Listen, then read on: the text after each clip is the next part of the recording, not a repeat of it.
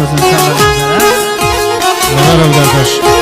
Allah səsini fazla sana çox görməsin. Rəhmətli Süzayət yazır ki, dağdan gizli kəndə qaçıb anamı qorxuya saldığım günlər olaydı.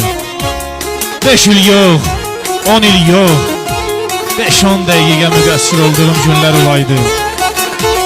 Gileyli güzarlı söz yaza yaza çəkəydim, küsəydim, çəkəydim özümün aza. Taxtaya sim qoşub sevdiyim qıza kərəmi çaldığım günlər olaydı. Gözüm qalıb o sevdanın dalınca, kaş yadımda qalmayaydı qalınca.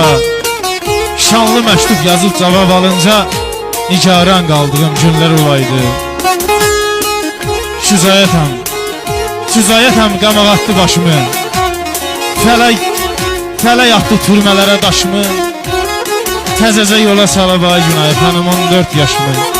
15'ə olduğum günlər olaydı.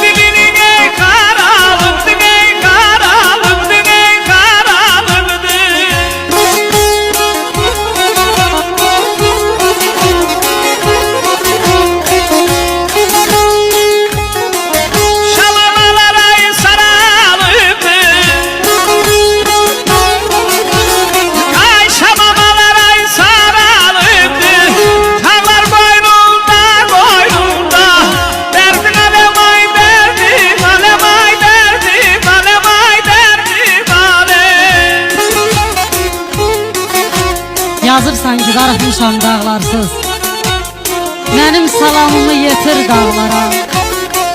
Məktubuna qurban olum yar sənin elə bil səfdilər ətir dağlara. Arzular, xəyallar əl-ələ verib, o günlər 1000 dəfə yuxuma girib. Ay insafsız adını, eşqini sözə çevirib, paylamışam sətir-sətir dağlara. Sücayət ayrılıq zülümdür, zülüm. Ay Vüsal, elə yanmışam ki qalmayıb sülüm. Ağ dözü, mən dözə bilmirəm gülüm. Qaytar ürəyimi, gətir dağlara. Hoş geldin.